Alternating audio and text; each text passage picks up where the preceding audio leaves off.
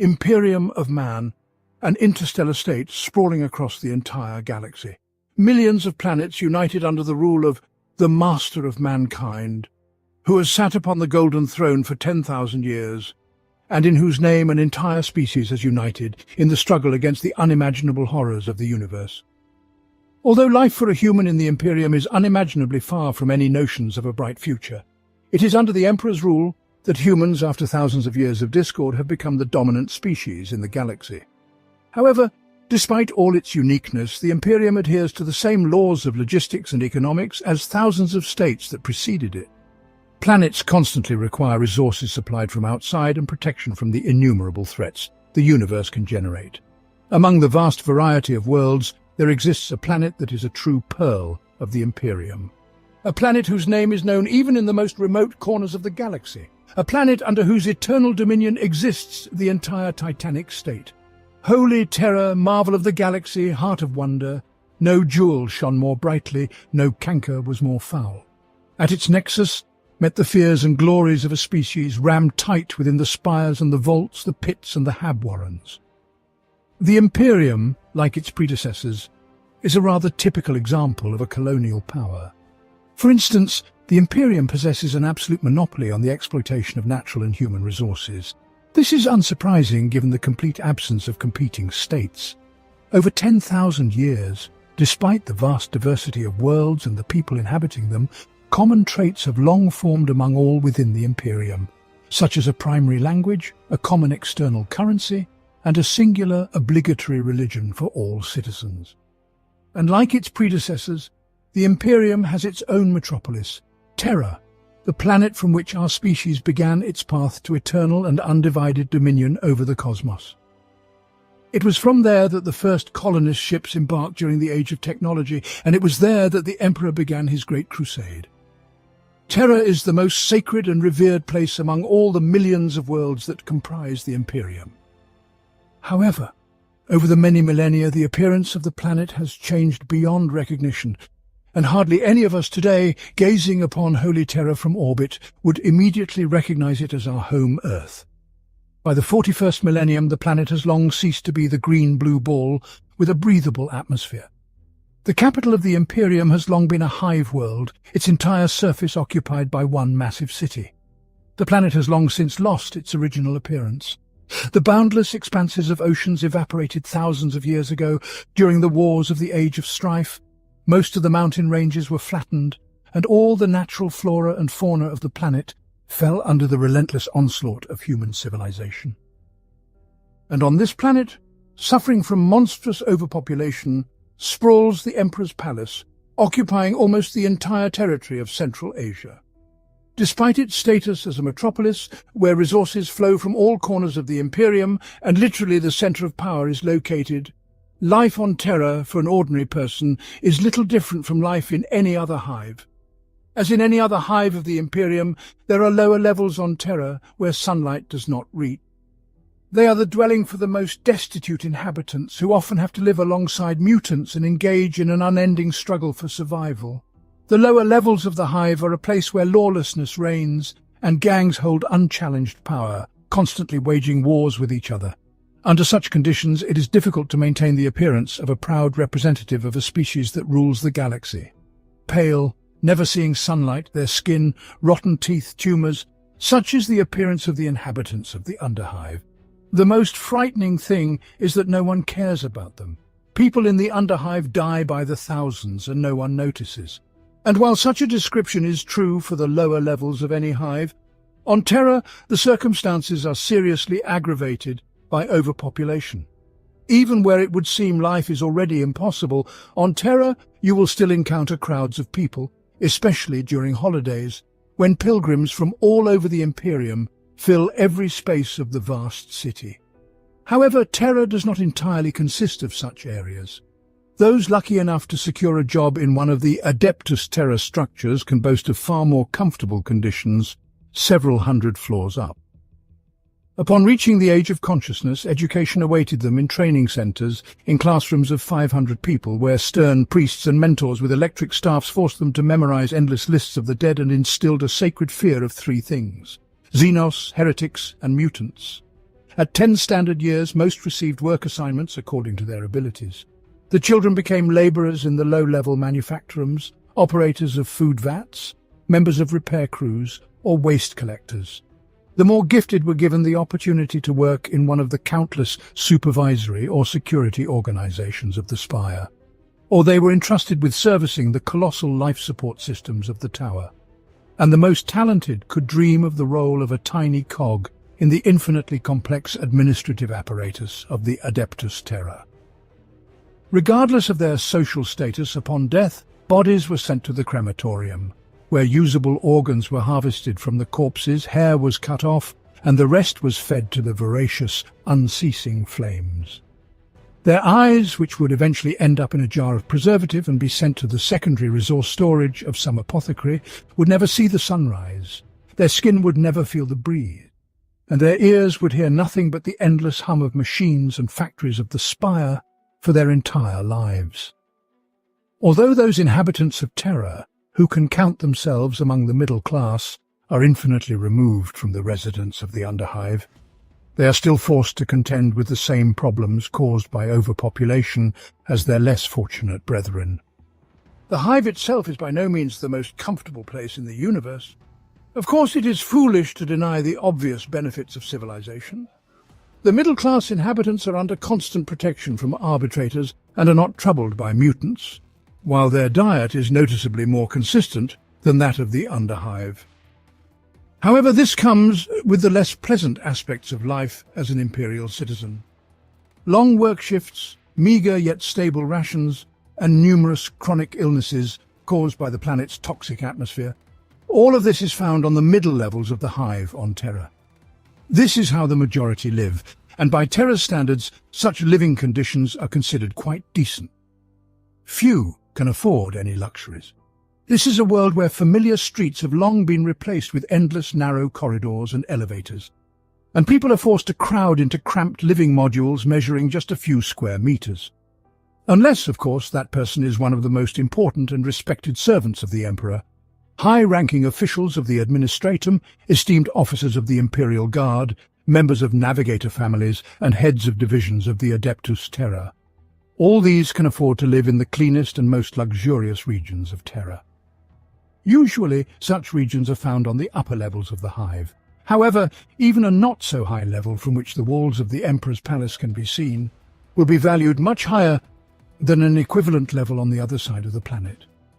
Yet the wealthy and influential people of Terra have gone to great lengths to be as far removed as possible from those less fortunate. Constant intrigues, assassination attempts, and the risk of drawing the attention of the Inquisition. This is the harsh reality for any high-ranking citizen of the Imperium. And in this respect, Terra differs from other worlds only in scale.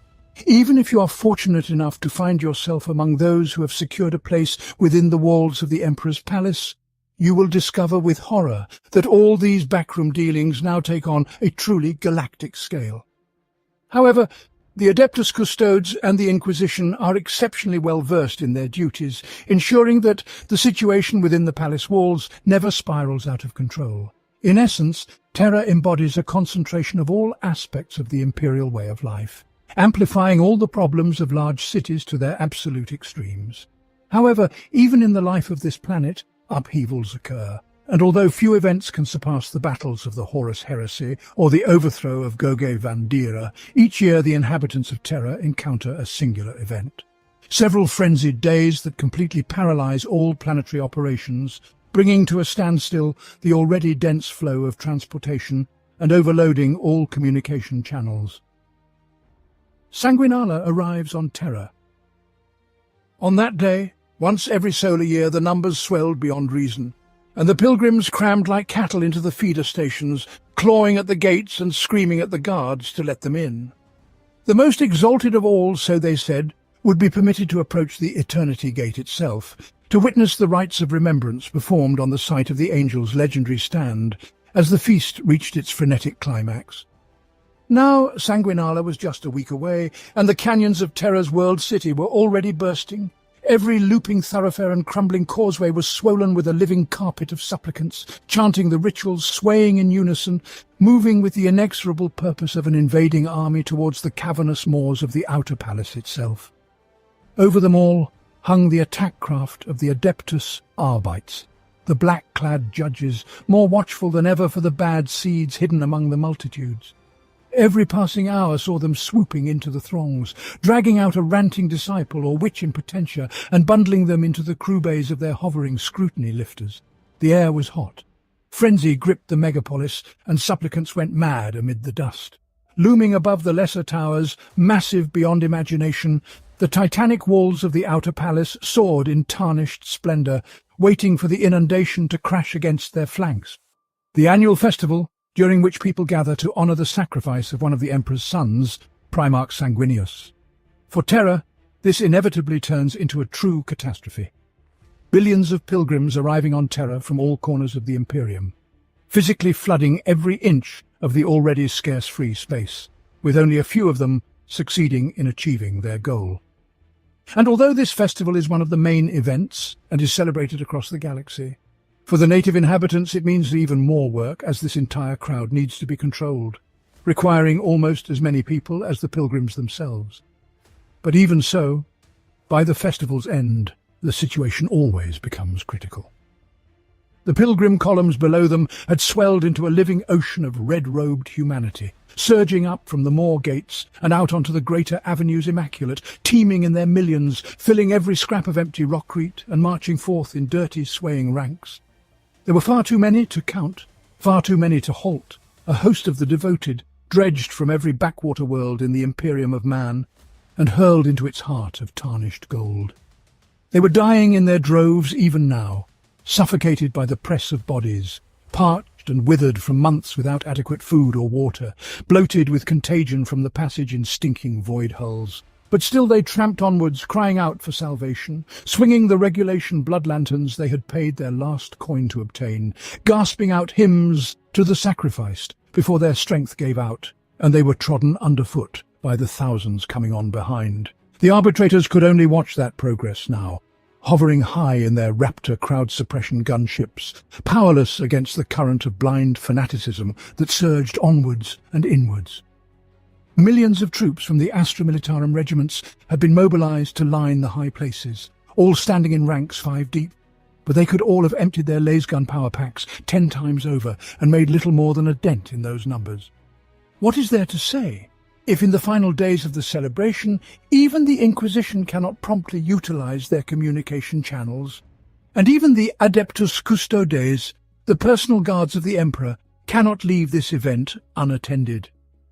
Terra is undoubtedly the centre of imperial power, a planet into which streams of ships from across the galaxy flow and countless numbers of people strive to reach. The planet produces absolutely nothing, for all its resources have long been exhausted.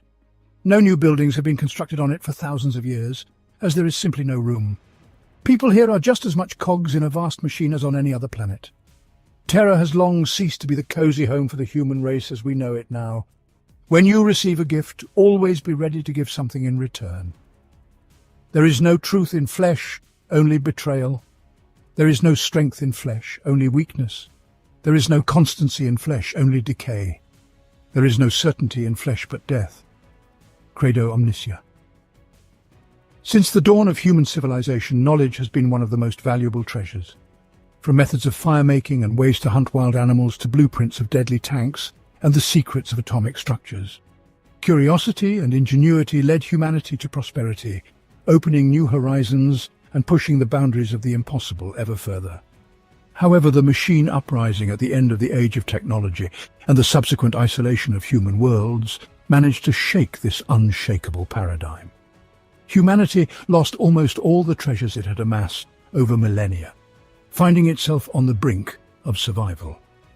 Rising from the ashes of the former civilization, the cult Mechanicus became essentially a monopolist in the field of technological progress and industrial production among all of humanity. Acting as an empire within an empire, the tech priests managed to maintain a level of autonomy unheard of by other adeptus. Within their organization, they have their own laws, often contradicting and neglecting the Lex Imperialis. Their religion is in no way connected with the ecclesiarchy, and their military power does not depend on the interests of the command of the Imperial Guard and the chapters of the Adeptus Astartes. From the perspective of the rest of the Imperium, they could easily be declared heretics.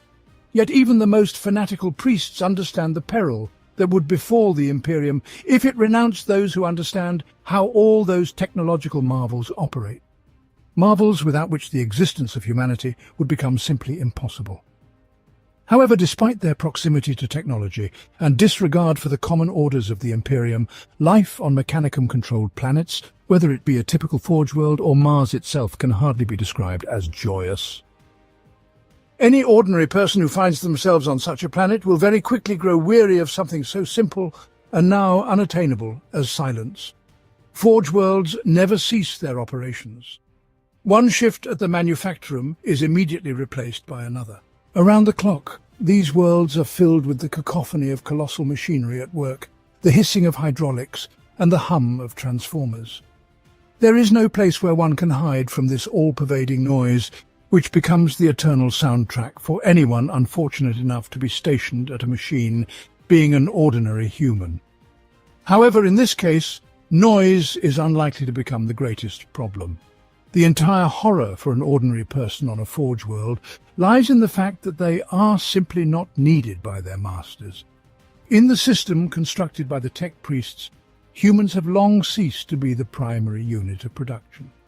Flesh is weak, and it is too troublesome to deal with.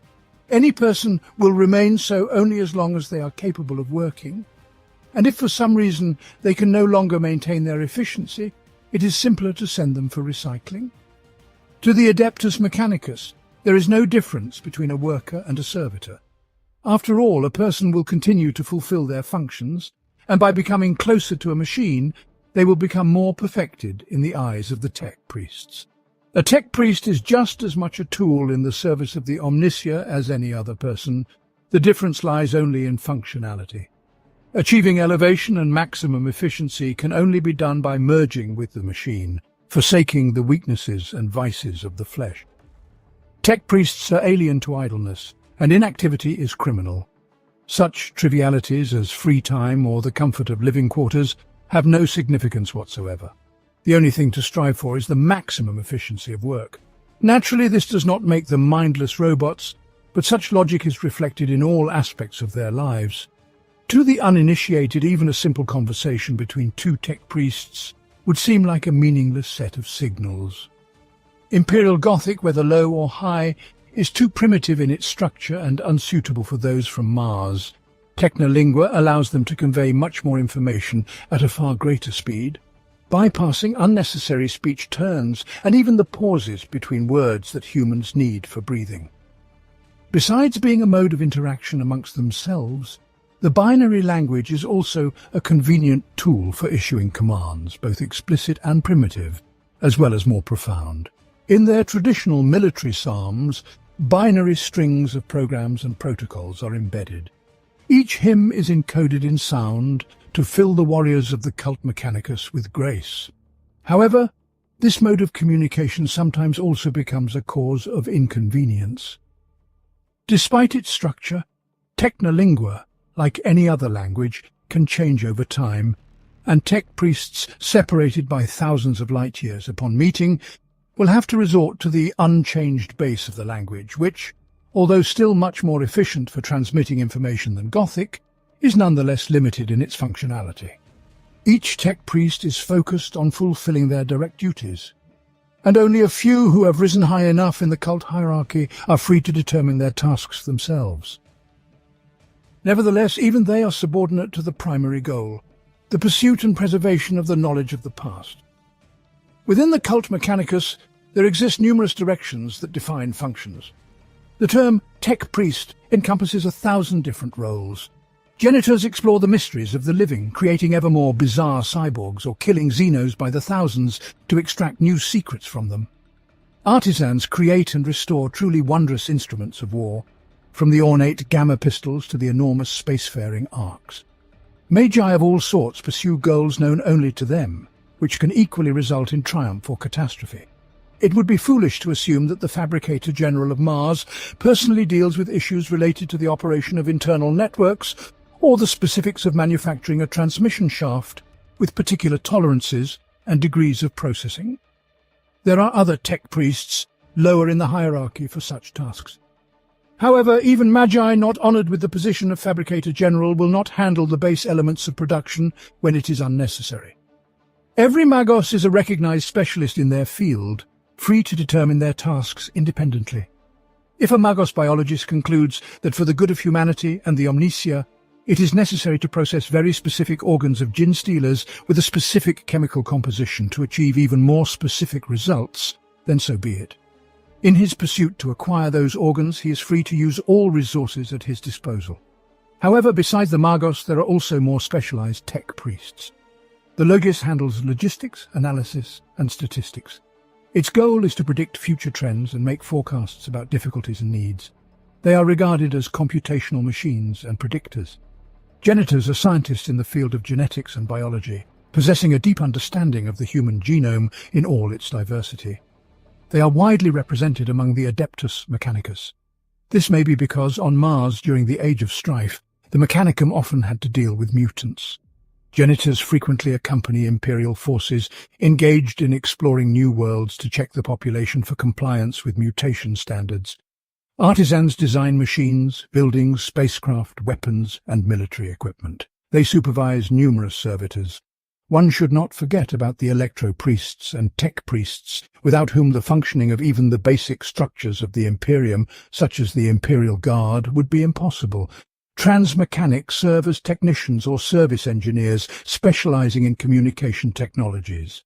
Similar to tech-priests, they're often assigned to work in other Imperial organizations. The purpose of Lex Mechanics is to collect and rationalize data so that it can be entered into the central computer bank.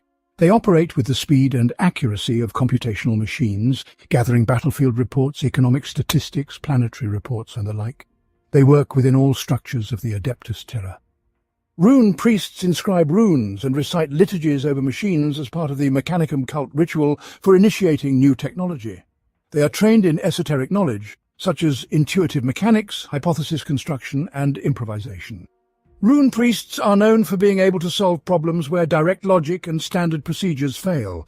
Yet despite such a powerful organization focused solely on technological progress and production, this very progress over 10,000 years has not turned the Imperium into a state of eternal prosperity and triumph of human life. Many would even say that the modern Imperium is but a pale shadow of what it was when the Emperor walked among men, and in some ways they would be right. Over 10,000 years, much knowledge has been lost, much has been forgotten, much destroyed, and the very nature of the cult Mechanicus prevents the recreation of what has been lost. In most cases, tech priests are not even tasked with developing and implementing innovations. The reality is that a tech priest does not need to understand the principles of a plasma rifle's operation to set up its production. Existing instructions are sufficient. According to the cult Mechanicus, humanity has already invented everything necessary, and in its pursuit of progress it has gone too far, putting itself on the brink of annihilation. To triumph, it is sufficient to find lost fragments of past knowledge and not repeat the paths of the ancestors. Instead of creating artificial intelligence, a man must become a machine himself. Instead of inventing something new, preserve the old. Instead of indulging the body's weakness, become one with the mechanisms. For the flesh is weak. Every phenomenon in our universe always has its causes, from the birth and death of stars to the filling of a worker's plate in one of the countless manufactorums of the Imperium. And it is hard to find a stronger stimulus than the fear of a potential catastrophe, especially if it has already occurred in the past. During the age of technology, when humanity was charting its path to the stars, the idea of automation reached its peak. Intelligent machines possessing full-fledged artificial intelligence became part of everyday life. They worked, assisted, and waged wars. However, the triumph of progress nearly became humanity's downfall. The machine uprising inflicted irreparable damage on humanity, and the subsequent age of strife finally plunged what was once a great civilization into darkness. However, even millennia of disunity and degradation could not erase the memory of the catastrophe and the danger posed by heretical intellect. Even with the Emperor's arrival, when the sun once again rose over human civilization, the creation of artificial intelligence remained strictly forbidden. And those among men who, in their ignorance, once again tread the path to the abyss very quickly realized the error of their ways when the heavens of their planets were torn apart by the fire of orbital bombardment. The Great Crusade allowed no room for compromise with intelligent machines, bringing only flame. Nevertheless, despite the prohibition of artificial intelligence, the ideas of automation remained more than relevant. People needed mechanisms capable of performing routine or hazardous work. The contradiction between need and prohibition required a solution, and that solution became the servitors. Machines half-slaves of flesh and metal, beings without individual intellect, whose sole purpose of existence was to follow programs and execute commands from their masters. Despite their visual similarity to robots, albeit with the addition of organic materials, a servitor is something as distant from robotics as the Imperium is from the ideas of humanism. Depending on their tasks, servitors can take on a wide variety of forms, but one thing always remains unchanged. At the core of these machines will always be human tissue. Over the millennia of the Imperium's existence, servitors have become as commonplace as mobile phones were to people at the beginning of the third millennium. They are used everywhere, from daily life and manufacturing to battles. Wherever a simple cogitator is insufficient, there is always a place for a semi-intelligent machine. The primary motivation for producing servitors became the prohibition on creating artificial intelligence and consequently intelligent machines. However, if the machine possessed not an artificial but a natural human brain, it would no longer fall under the definition of heretical intellect. There is but a single issue. No sane person will ever willingly agree to the fate of a servitor. However, the Imperials have always known how to resolve such problems. The most obvious candidate for becoming a servitor is a convicted criminal. In the universe of eternal war, the human body has long since become a resource akin to steel or fuel, and the tech priests will always find a way to utilize it. Why burn or bury what can be processed into a nutrient mixture? Why execute a criminal when you can make him work for the benefit of the Imperium and the Omnissiah? The birth into a servitor has always been one of the most terrifying sentences for anyone who dared to go against the Emperor, and for good reason. The procedure of mind-stripping has always been described as immensely painful. The person undergoes lobotomy and nervous system modification, depriving them of the ability for higher neural activity. The same happens to the body, which is modified according to the intended tasks, ranging from adding a pair of extra limbs to transforming a person into a heavy weapon platform. However, these changes can be more than just enhancements. Servitors can come in all forms and configurations, and only the irreversibility of the process unites them all. However, reverting servitors to their former state is not entirely impossible. During the times of the Great Crusade, the Primarch of the Iron Warriors' traitor legion, Perturabo, witnessed an unusual phenomenon which included reversing the formation process of a servitor. Though the likelihood of such an event repeating is nearly impossible, the vast scale of the galaxy occasionally allows even the most absurd situations. Hoping for such a means of pardon is, to put it mildly, reckless.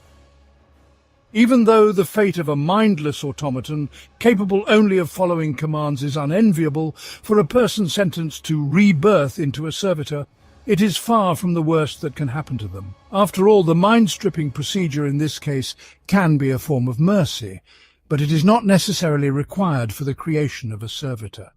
For various reasons, be it a detail of the sentence or a mere error during the procedure, a person might remain conscious.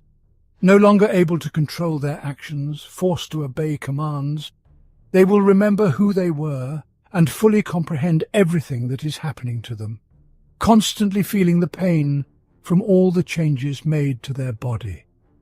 Sometimes such servitors can, without proper maintenance, gain a semblance of free will. However, by this point, there is unlikely to be anything left of the human mind capable of exploiting this newfound freedom. Left to wander the dark abandoned corridors of hives and spaceships, they quietly babble senseless nonsense, composed of remnants of memories and consciousness of the person they once were. However, it is not at all necessary to use the body of a fully capable human to manufacture a servitor. On many worlds, necessary body parts and human embryos have long been artificially grown for this purpose. Many servitors were never humans in the full sense of the word. They never had a mind to be deprived of, no memories that needed to be erased, no consciousness that could comprehend the full horror of their situation.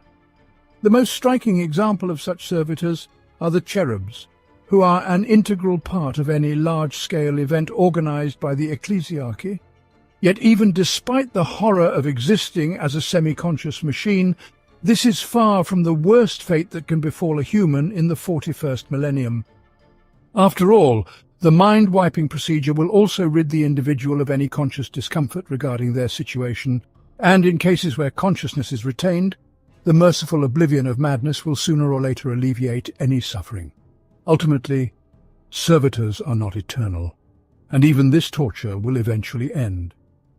Join the Imperial Guard, and you can see the galaxy. Many believe that these are the words that mark the beginning of every guardsman's journey in the service of the Emperor. However, in reality, such propaganda materials can serve as a catalyst at best, but not a reason for deciding to devote one's entire life to protecting humanity from the horrors of the universe, especially when considering that on many planets, the opinions of recruits regarding enlisting are not taken into account at all. For those who do have a choice, service in the Guard may well be a refuge from criminal prosecution or debts, or simply the only chance to see anything in life beyond the endless corridors of their native hive. Moreover, it is often considered a very honourable endeavour, and sometimes, though rarely, provides some material compensation to the recruits' families. First and foremost, it should be understood that any guardsman who leaves their home planet is most likely never to return. Although nominally the term of service in the Guard for a regular soldier is not indefinite. The Imperium is not known for its meticulousness regarding human destinies, and it is unlikely that anyone will dispatch entire fleets to return demobilized soldiers home. Not to mention that the chances of surviving until the end of the term of service are not particularly high. However, the chance to die for the Emperor will not be provided to a new recruit immediately. Despite all the stereotypes about the Imperial Guard as mere cannon fodder, in reality they represent a highly effective, well-trained and organized army. Of course, no one in the universe is born with a well-honed military specialty, not even those from planets like Catachan or Cadia, where children often learn to handle weapons before they learn grammar. And although the Imperium abounds with extremely harsh planets that produce genuine killing machines in their conditions, one must remember that in any organized army a soldier must possess a whole set of knowledge and skills that go beyond personal combat training. Additionally, the Imperium does not consist solely of death worlds. A recruit must undergo a very rigorous training course, as a result of which he will be able to perform the duties assigned to him. Of course, this training also includes physical standards, which, though varying, are often quite difficult to achieve, and sometimes completely unattainable for most citizens of the Imperium. For example, 20-kilometre forced marches with backpacks filled with stones and schedules that allowed them only 4 hours of sleep per day. In addition, recruits were forced to refer to themselves by numbers and punished for any mention of names. In any case, during these trainings, the recruit will have to master all the skills necessary for service, as firing a laser gun at the enemies of humanity is far from the only function of a guardsman. Someone must maintain the equipment, build fortifications, and even work in the field kitchen and keep inventory of material assets. The recruit must learn to exist in a new collective and get used to obeying not only the strict regulations, but also the unwritten rules adopted within the unit. A healthy spirit of competition among the fighters is normal and generally harmless, but it often grows into something much more dangerous. For example, the moment when the soldiers of 2 regiments, merged due to losses, openly hated each other, which ended in a massive fight in the canteen, and only the intervention of the Commissar helped to avoid serious casualties. However, this is precisely why Commissars exist in the Imperial Guard. Their task is not only to maintain the morale of the soldiers on the battlefield, but also to uphold discipline and evaluate the competence of both personnel and command. Within their authority, Commissars can sentence anyone, from a private to a general, to execution. Nevertheless, no matter how well prepared each soldier is, and their individual level of preparation can sometimes impress even the Astartes, the brutal reality always makes its own adjustments. Every guardsman is just one among billions, and individually they mean little. The understanding of this fact often comes during the very first combat mission. Like any army, the Imperial Guard can display both unparalleled professionalism and glaring incompetence. The life of a soldier wholly depends on the command structure, and to the horror of many soldiers, the officers of the Guard often seem to go out of their way to kill as many of their men as possible.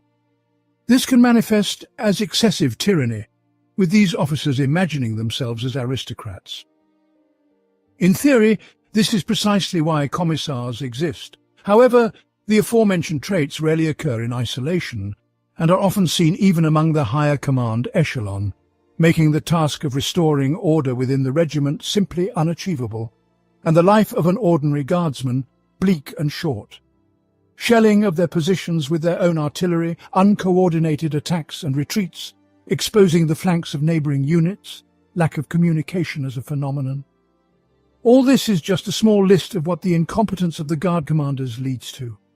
The ineptitude of the command is often compounded by the errors of the administratum, with which the Imperial Guard is directly connected. The administratum is responsible for strategic supplies and redeployment orders for the guardsmen. A regiment of the Imperial Guard that responds to a distress call from an orc-attacked world might very well find itself in orbit of an entirely different planet, in a completely different system.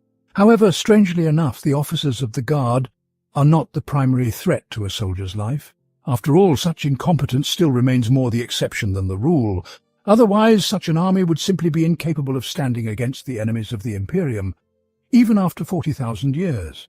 Humanity is astounding in the fact that time after time, people manage to become the dominant species in space, while individually remaining the most fragile beings in the universe.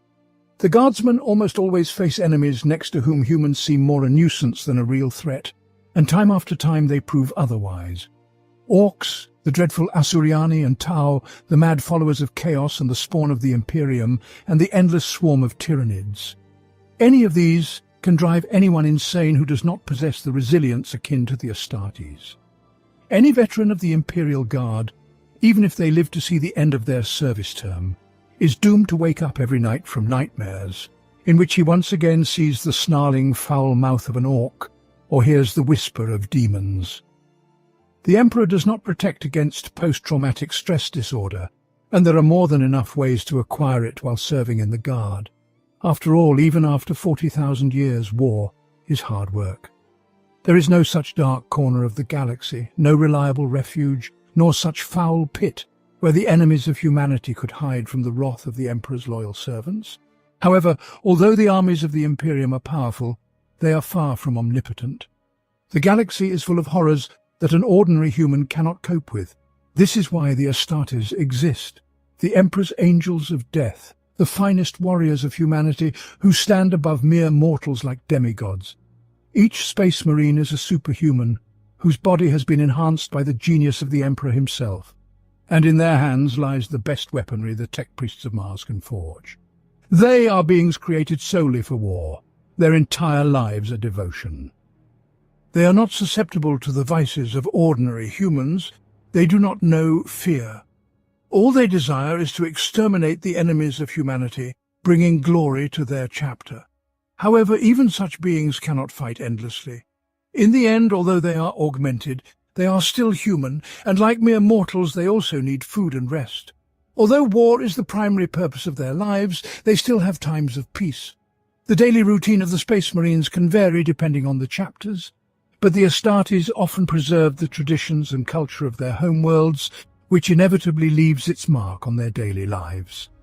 Besides, the life of a young chapter member will obviously differ from the daily duties of the more senior brethren. Nevertheless, the Adeptus Astartes is still a military organization and, like any other army, exists according to its own code. The ranks, especially the newly inducted brethren, live according to a strict regimen that helps young Marines acclimate to their new bodies. 4 o'clock morning prayer. Each Marine's new day begins with a morning prayer conducted in the prayer company by the chaplain himself, along with meditation. During the prayer in front of the banners and ancient relics, the Marines vow loyalty to their chapter and the Emperor. It is during this prayer that the captain may address the Marines with a speech, give orders, or make other announcements. For example, announcing awards or promotions, as well as assigning certain punishments. 5 o'clock morning firing rites. After the prayer ends, the brethren conduct the first shooting ritual of the day, which may involve a variety of weapons. Each Marine's preference is given to his personal weapon. Awards may be given for the best shooting, while punishments are assigned for the worst accuracy or handling of the weapon. The shooting ritual usually takes place at the shooting range or near the fortress. 7 o'clock battle practice. The morning combat training includes close quarters combat. The procedures for such training may vary. However, essential conditions include realism and training in multiple environments with lethal and non-lethal external conditions. For this reason, the majority of the fortress monasteries of the Space Marines are equipped with special chambers simulating various planetary environments, such as Arctic, volcanic, toxic, swampy, jungle-covered, and populated with hazardous life forms. 12 o'clock, midday prayer. At this time, the brothers gather once again to offer praise to the Emperor and the Primarch. During combat training, this prayer can be performed directly on the battlefield to teach Marines to pray without being distracted from the fight. Moreover, at this time, brothers who sustain serious injuries during the morning combat training are transported to the Apothecarian. 13 o'clock, midday meal. At this hour, the Space Marines take their first meal of the day.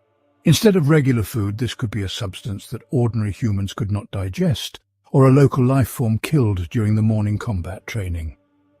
13:15 Tactical Indoctrination. To train Marines in tactical doctrine and combat decision-making, each warrior undergoes hypnotherapy and psychic correction. This includes the study of Xenos weapons, alien types of troops, and technology. At the same time, the tactics of the squads and companies are studied, as well as the analysis of errors and successes from the morning combat training session. 15 o'clock battle practice. The morning tactics reconsidered during tactical training are re-evaluated anew and applied to the combat training of the afternoon period. Specialized squads, such as Legion Destroyer Squad and Assault Marine, hone their skills in a tactical simulator, while ordinary brothers practice combat actions with the support of dreadnoughts and machinery. 20 o'clock evening prayer. Evening prayer is regarded more as a time of meditation, during which the Marines thank the Emperor for the lessons learned throughout the day. Prayer is once again offered to the Emperor and the chapter's Primarch, with emphasis on gratitude for the creation and existence of the chapter. This time is most favorable for the extraction of genetic samples, as all special internal organs and glands of the Marine are in a maximally active state after training. 21 o'clock evening meal. The evening meal is a calmer meal compared to the noon one. Some Marines, especially the younger ones, are given especially nutritious food rich in protein under the watchful eye of elders. At this time, the master may allow the Marines even a small amount of alcoholic beverages, especially if the day's results were particularly successful. 21:30 night firing exercises. Space Marine based on planets without normal night or on ships traveling through the void. Spend this time simulating battles underwater in zero-gravity conditions, in areas with thick fog or smoke, and other similar conditions. 23:15 maintenance rituals. At this time, according to standard rituals, each Space Marine is required to perform cleaning and necessary repairs of their armor and weapons. Severely damaged or defective equipment that requires more serious examination and repair is handed over to the master of the forge. All efforts are directed towards ensuring that the newly inducted Space Marine keeps their equipment in perfect order, fostering an understanding and close bond with the machine spirits upon whom their life will depend in battle. 2345. Free time. The masters of some chapters at best deem this period of free time an inadmissible luxury, at worst a dangerous indulgence. In many chapters, free time is preserved out of respect for the Codex Astartes and the words of Rabut Guilliman. Consider the importance of your existence when allowed to rest, but when action is required, be ready for it. In honor of this, Space Marines are granted a brief daily period of rest to comprehend the importance of their duties to the Emperor. Midnight, beginning of the rest period. Space Marines, thanks to the catalepsian node, do not require sleep in the conventional sense. However, it is known that prolonged disruptions in sleep cycles reduce the effectiveness of the implant and provoke disruptions in vital functions. To avoid this, Space Marines not engaged in combat plunge into a 4-hour dreamless sleep daily. Notably, the longest recorded time a Space Marine went without sleep occurred during the incident on Rin's world, when the retreating elements of the Crimson Fists remained conscious for 328 solar hours. Such a schedule helps the Marines maintain combat readiness even during prolonged periods of inactivity. Furthermore, continuous training is absolutely necessary for the neophytes. Dozens of hours of theoretical combat training are replaced by hypnotherapy procedures, during which all necessary information is directly implanted into the brain. However, knowing and being able to do are far from the same, and constant training helps young Space Marines build muscle memory, eventually transforming them into true angels of death. Though this schedule is the cornerstone of everyday life for the rank-and-file Astartes, it can still be revised or temporarily cancelled due to various circumstances. Many chapter masters encourage changes in the daily rituals and routines. This is done to keep their brothers in a state of constant readiness, and to train their ability to swiftly adapt to new orders and situations. Frequent interruptions in rest periods, along with the omission of meals and the reduction of prayer time, are considered common. All chapters have important or celebratory days, typically marking the ascension of the Emperor to the Golden Throne, as well as the birth or death of their Primarch. On such days, all members of the chapter are in the fortress, praying under the guidance of the chapter master, followed by a one-day celebration that includes traditional competitions of skills and strength. It is also customary at this time to induct new neophytes. If there are worthy candidates among the brethren, they may be accepted into the veteran squad on this day. In any case, rigorous trials are a common occurrence on such days, sometimes leading to fatal outcomes. Typically, Space Marines with specialized skills are permitted to work in the forge or in the apothecarian between evening meals and rest periods, with the approval of their company captain. There, Tech Marines or apothecaries teach them their secret knowledge, and gifted artisans and surgeons become junior Tech Marines or apothecaries. Routine and duties always go hand in hand with transgressions and failures, and the Astartes are no exception.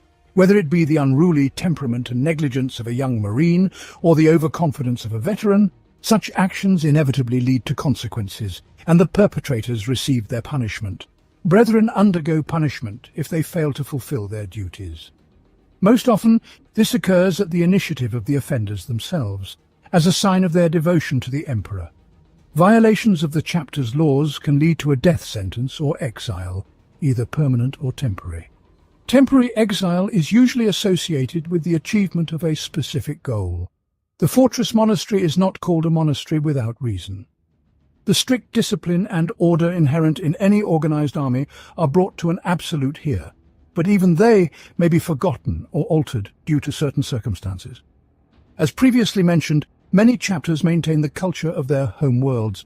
For example, the Space Wolves occasionally leave the Fang for hunting trips. Moreover, such routines typically apply only within the fortress or on Astartes ships, which is logical. It would be foolish to conduct morning prayers during a firefight.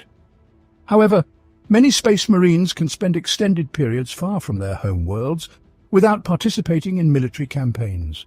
For instance, the famous Wolfblades, upon being allocated to the services of the Navigator House, quickly forget about any schedules, especially when they interfere with their direct duties.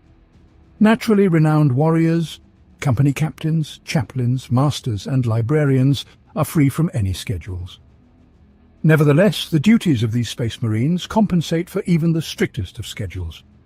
Over millennia of human civilization, humanity has made many discoveries, both technological and social, from slavery and cannibalism to the idea of the liberation of the proletariat.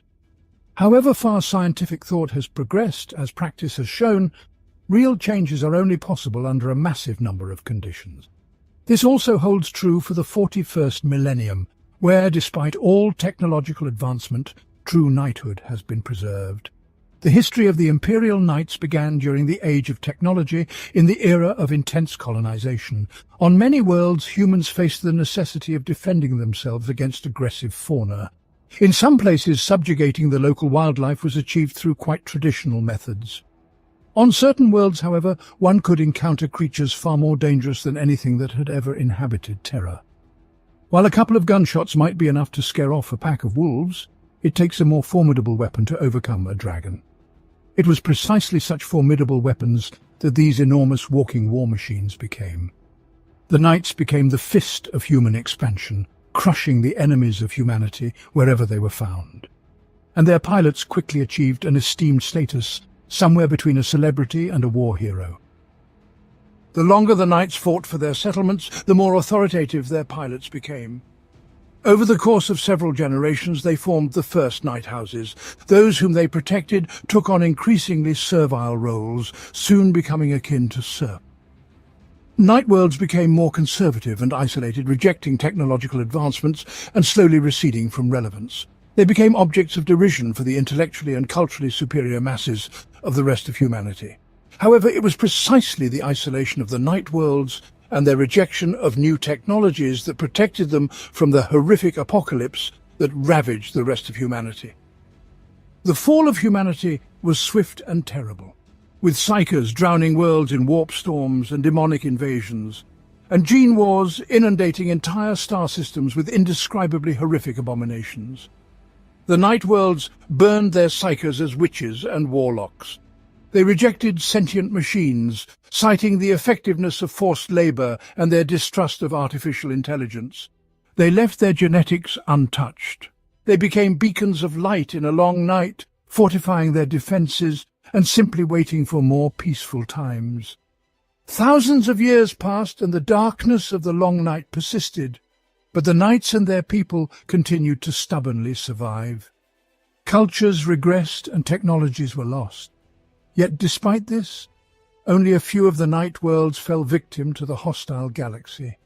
They maintained their traditions, defended their borders, and awaited a new dawn. And the sun for them became the Emperor, and his rays the fleets of the Great Crusade. Today, the knights are directly subordinated to representatives of imperial authority on their worlds.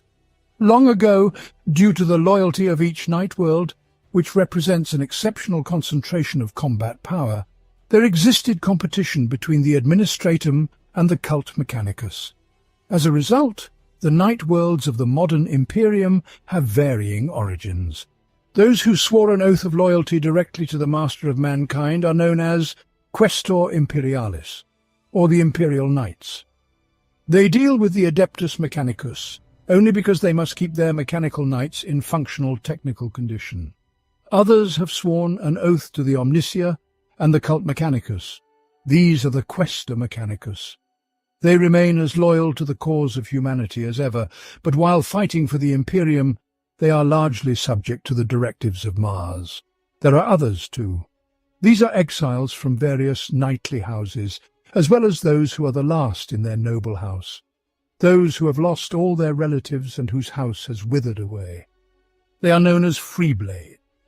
These wandering mercenary lone wolves continue to fight for the Imperium, but they may exhibit all kinds of strange traits and peculiarities.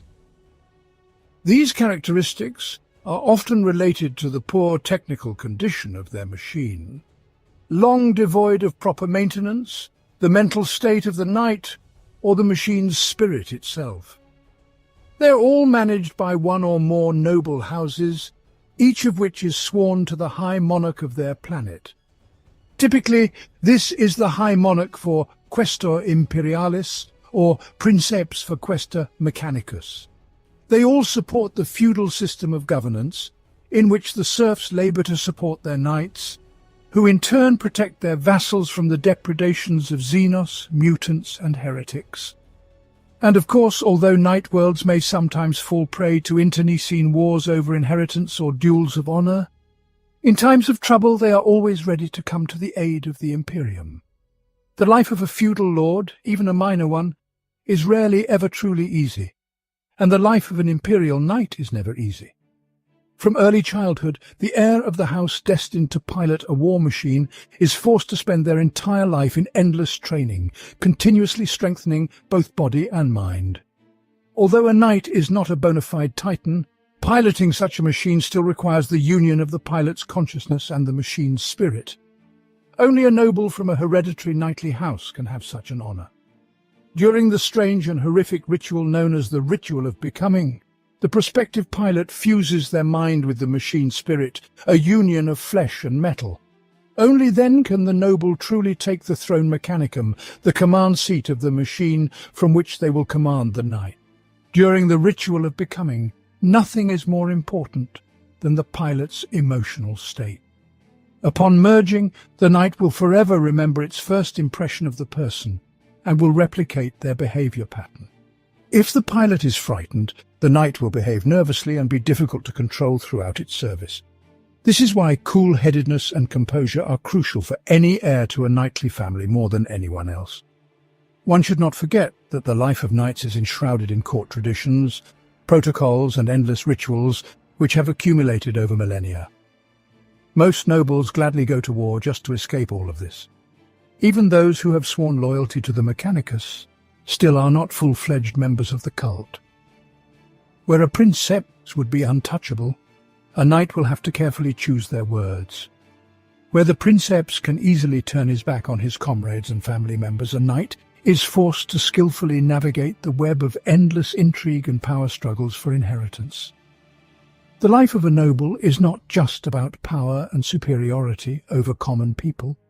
It also includes the responsibility for their well-being and the readiness to defend their domains on the battlefield. Though in the darkness of the far future, superiority has become absolute, and power has taken on the ugliest form of exploitation. Nevertheless, it is difficult to fully call an imperial knight a parasite on the body of society, as they risk their lives far more often than many for the peace of ordinary citizens of the Imperium, and are a more than desirable ally on any battlefield. For many millennia, the genius of human thought has brought ever more mighty machines of destruction to the fields of battle. From simple battering weapons to dreadful devices capable of destroying planets, humans have found ever new ways to annihilate both themselves and threats from the far reaches of space. Even the Age of Strife, during which humanity lost much of its power, could not stop this process. And there are no more powerful machines on the battlefield than the Imperial Titan. These enormous walking gods of war, shaking the earth with their tread, have the power to instill terror in anyone who dares to incur the wrath of the Emperor and Omnissiah. However, to control such a powerful machine, a person of equal might is required, whose will does not yield to that of the Titan itself. The Adeptus Mechanicus makes great efforts to seek out and select those destined to become princeps. The primary responsibilities for managing the Titan fall on the shoulders of these individuals. They also oversee the entire crew of the machine. The princeps controls movement, is responsible for defense systems, and directs firepower. Because the mind of the princeps is directly linked with the Titan, to control the machine, he merely needs to think about executing an action. This level of control is achieved through a technologically complex neural input device. The consciousness of the pilot literally merges with the spirit of the Titan, which also possesses its own will, turning the control process into yet another battle with the Titan itself. Therefore, the most critical skill for any princeps is the ability to resist the impulses of the machine spirit. If the princeps proves to be weak-willed, he can be subjugated by it. Princeps are people of exceptional willpower, which is necessary to establish and maintain a mental link with the Titan without going insane amid the raging spirit of destruction encased within the machine's body. A Princeps cannot show weakness before the machine, regardless of its might. The pilot must not feel fear before a single Titan. Otherwise, they could lose the respect of their machine, which is tantamount to losing control. A Princeps without control cannot be a Princeps. The life of such an individual is one of constant self-control and the danger of being defeated by their own machine. However, these inconveniences are compensated by the feeling of Titan's might and a very high standing in society. Of course, this is not about untold riches or the prospect of becoming the ruler of some planet. However, any Princeps is a highly valuable and unique specialist, carefully guarded by the tech priests themselves. Where others might be mere expendable material, a Princeps will always be a significant and valuable figure, guaranteeing a very respectable standard of living. In battle, he can always rely on evacuation if his Titan is disabled. The Adeptus Mechanicus will go to great lengths, utilizing all available resources to save the Princeps if there is even the slightest chance of his survival. Furthermore, it is important to remember that they always command unimaginable military might, inevitably making them influential figures politically within the cult Mechanicus as well as the rest of the Imperium. It was thanks to the Princeps that during the Horus Heresy, the Mechanicum was able to become the full-fledged Adeptus, and the Fabricator General took his place in the Senatorum Imperialis.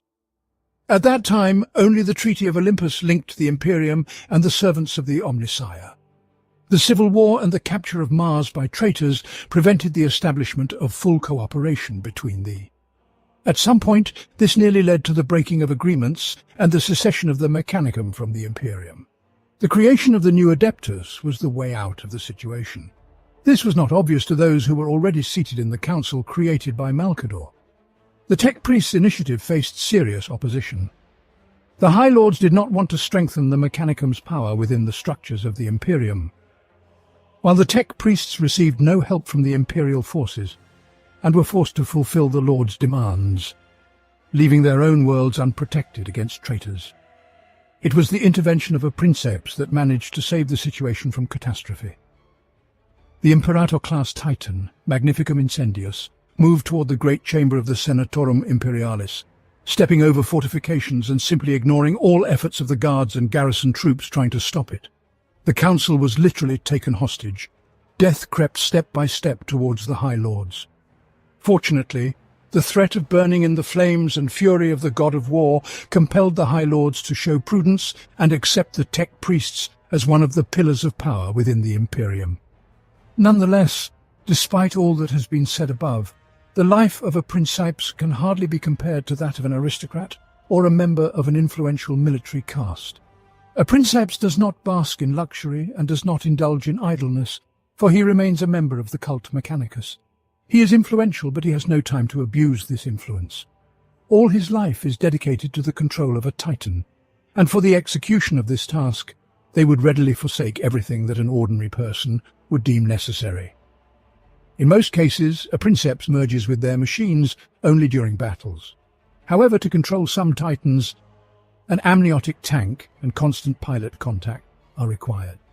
In such instances, the Princeps becomes an inseparable part of their Titan, remaining on the battle post for the entirety of their life. Such a Princeps ceases to be human in the full sense of the word. By merging with their machine, in a way, they themselves become a Titan. Similar to dreadnoughts, these pilots spend most of their time in a state of slumber, living within their memories of past life. The brain of a Princeps reconstructs scenes of the past in the minutest details, down to the most insignificant sensations and objects in peripheral vision that never caught a person's attention. This phenomenon often causes discomfort upon awakening, when the Princeps fails to comprehend where they are and what is happening to them, continuing to perceive themselves from the past.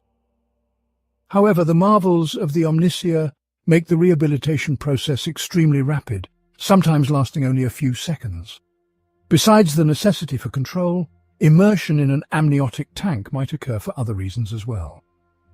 For example, in the event of serious injuries to the princeps or due to their old age. Although an amniotic tank can prolong and sustain life, it will not do so indefinitely. Sooner or later, the body of the princeps will eventually become unfit, or their willpower will weaken. But in the case of defeat in a clash with the machine spirit, the remnants of the pilot's consciousness will forever be bound to the Titan, turning into a kind of ghost. This will not prevent another pilot from taking the place of the predecessor, however. Nothing will be able to help the consciousness of the defeated princeps to escape the shell of the war god. Besides the danger of defeat, the connection with a Titan induces a strong dependency for the human mind. From the moment the princeps manages to gain control over the machine spirit of their Titan, they will actively crave to be once more connected with the war machine. Because the feeling of transforming into a godlike embodiment of destruction becomes all-consuming, and life as a mere human eventually becomes unbearable for some princeps. Their connection with the Titan is such that losing it gradually drives them insane. The life of a princeps is hard to call easy. It is filled with hardships, training, and constant self-control, though otherwise their position is much better than that of many within the Imperium. Furthermore, their life is somewhat even more tranquil than that of certain aristocrats at the governor's court or independent traders, where any other person would maintain constant vigilance, monitoring every word and every step. The princeps remains untouchable. There are too few of them, and even fewer can take the place of the pilot of the war god. Moreover, the risk of being crushed by the will of the machine spirit may often seem not as dire an outcome compared to the other horrors of the distant future.